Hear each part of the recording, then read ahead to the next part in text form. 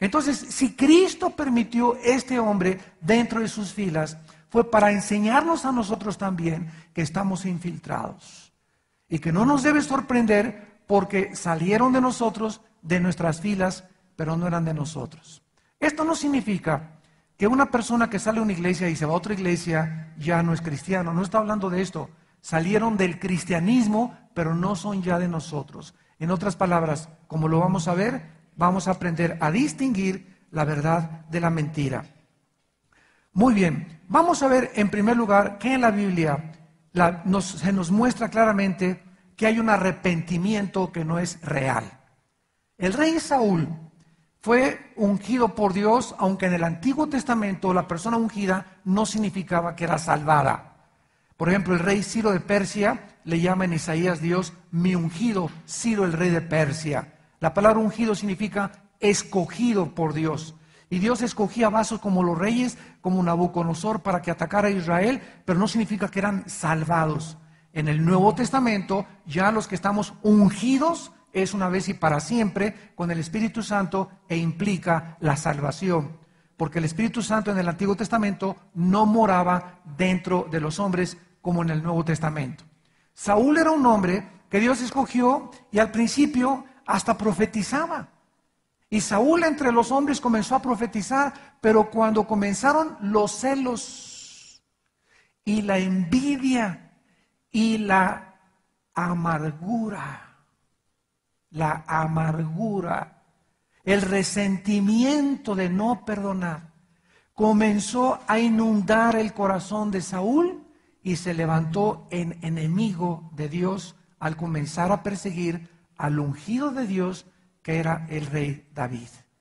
Tenemos el ejemplo también de Herodes. Herodes era un rey que le encantaba ir a la iglesia el domingo. Le encantaba escuchar, predicar a Juan el Bautista. Y cuando Juan el Bautista predicaba, por favor tráiganlo y que me dé una conferencia, quiero estudiar estudio bíblico. Me encanta oír la palabra de Dios de Juan el Bautista. Cualquiera podría decir, bueno, Herodes ya se convirtió. Sin embargo, ¿qué pasó? Cuando el día de su cumpleaños le pasan por ahí a una muchacha, su sobrina, ¿verdad? Bailándole los 7 velos, y este hombre con 3 o 4 de tequila reposado gimador se puso hasta atrás y quiere esa muchacha, y entonces le dice la esposa, ¿verdad? Pues la amante mata al Bautista y corta de la cabeza y tendrás a mi hija. ¿Y qué hizo Herodes? Pues se fue, ¿verdad?, detrás de esta mujer. Judas Iscariote, ya lo vimos claramente, durante 3 años desayunó con Cristo, caminó con Cristo, viajó con Cristo, comió con Cristo, cenó con Cristo, durante 3 años y medio, y finalmente nunca en su corazón se decidió seguir a Cristo. O sea, ¿por qué Judas se unió al grupo de Cristo? Porque estaba tratando de obtener de Cristo un beneficio. Jesús dijo, pues si es el rey de los judíos, cuando lo hagan rey, a mí me hace secretario de gobernación. O cuando a mí me hagan rey, ¿verdad?, me hace el ministro secretario de Hacienda. O sea, los motivos eran el dinero. La raíz de todos los males es el amor al dinero. Y finalmente Judas traiciona a Jesucristo. En la segunda carta a los Corintios, capítulo 7, segunda de Corintios, capítulo 7, versículos del 9 al 10, la Biblia nos explica la diferencia entre el remordimiento y el arrepentimiento. Porque la Biblia dice que Judas se arrepintió, ¿verdad? Han leído ese versículo. Sin embargo, esa palabra significa le remordió la conciencia nada más. Como muchas personas que mató a su familia y mató a su esposa y a sus hijos, y arrepentido se voló la tapa craneana de los sesos. Bueno, si hubiera estado arrepentido, no se hubiera suicidado. Porque tanto Judas como Pedro, los dos, cometieron el pecado de alta traición. Judas traiciona a Cristo, Pedro lo niega. Los dos eran culpables delante de Dios. ¿Qué fue la diferencia entre Judas y el apóstol Pedro? Que si Judas se hubiera arrepentido según Dios, como lo vamos a ver, no se hubiera suicidado, porque hubiera creído que hay perdón en la sangre de Cristo. Y las monedas no las hubiera arrojado en los pies de los sacerdotes. O sea, cuando arrojó las monedas en los pies de los sacerdotes, creyó que los sacerdotes eran los que lo podían perdonar, cuando Cristo durante 3 años y medio predicó que Él era el Salvador. Pero Pedro, al contrario de Judas, y pecó igual que Judas, lloró amargamente y se arrepintió de su pecado. Cristo resucita, se le aparece a Pedro, lo restaura y lo nombra, ¿verdad?, aquel que abriría las puertas de la iglesia en Pentecostés. En 2 Corintios capítulo 7, versículos 9 y 10, el apóstol Pablo dice: ahora me gozo escribiéndole a esta iglesia, no porque hayáis sido contristados, sino porque fueron contristados para arrepentimiento, porque habéis sido contristados según Dios, para que ninguna pérdida padecieran por nuestra parte. Porque la tristeza que es según Dios, acuérdense aquí la diferencia, hay tristeza que viene de la carne. Hay tristeza y dolor que viene de la carne. Hay una misericordia que no es santa. Hay una humildad que no es santa. Hay una tristeza que no la produce Dios. La produce tu pecado y te dolió lo que hiciste, pero no te dolió según Dios. Tú no estás arrepentido con Dios, sino por lo que te va a pasar y por lo que vas a pagar por lo que hiciste. Pero tú no estás arrepentido, ni tu tristeza es porque hayas ofendido a Dios o porque tengas temor de Dios. La tristeza, que es según Dios, produce arrepentimiento para salvación.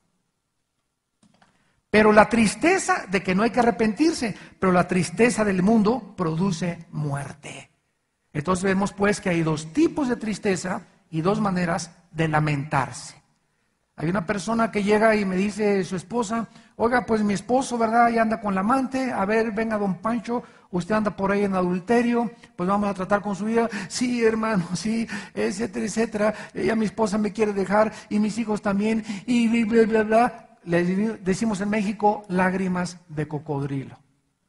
De la boca para afuera. Y cualquiera lo viera, ¿verdad? No, don Pancho estaba así y compungido y pobrecito, etcétera, etcétera. Pero pasan 2, 3 semanas y él no ha dejado a su amante. Él sigue con su pecado. Entonces esa tristeza aparente que tuvo don Pancho no era según Dios. A él no le dolió: Señor, he pecado contra ti, como dijo David en el Salmo 51 y en el Salmo 32. Padre, contra ti he pecado, Señor, he hecho lo malo delante de mis ojos. Lávame, purifícame con el hisopo y seré más blanco que la nieve. Ese es el verdadero arrepentimiento. Hay un falso arrepentimiento de acuerdo a la Biblia. Número 2, hay una fe que no es real. Hechos capítulo 8. Hay una fe que no es real. En este pasaje de Hechos capítulo 8, versículo 9 al 13, encontramos a un brujo, a un mago. Hechos capítulo 8, versículo del 9 al 13, que dice en el versículo 9 que se llamaba Simón y ejercía la magia, la brujería en aquella ciudad y engañaba a la gente de Samaria haciéndose pasar por algún grande. O sea, yo tengo muchos poderes. A todo el mundo lo estaba oyendo, desde el más pequeño hasta el más grande, y todo el mundo decía: este es el gran poder de Dios. Y le estaban atentos, porque con sus artes mágicas les había engañado mucho tiempo.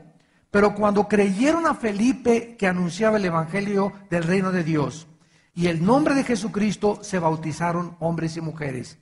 Y dice la Biblia, también creyó. Y aquí podríamos asumir, al leer esto, que Simón el mago se había arrepentido, ¿verdad? También creyó Simón mismo y se bautizó el sinvergüenza todavía. Hasta agua le fueron a echar. Y estaba además con Felipe, comenzó a seguir a los discípulos, viendo las señales y grandes milagros que se hacían estando atónito. O sea, hizo los ritos del cristianismo, ¿verdad? Me levanto, sí creo en Cristo, me echo agua, me bautizo, etcétera, etcétera, y comienzo a asistir a la iglesia. Todo esto lo hizo Simón el mago, pero Dios conoce el corazón. Entonces veamos en este caso, en el versículo del 18 en adelante, dice el versículo 18, cuando vio Simón que por la imposición de las manos de los apóstoles se daba el Espíritu Santo, les ofreció dinero.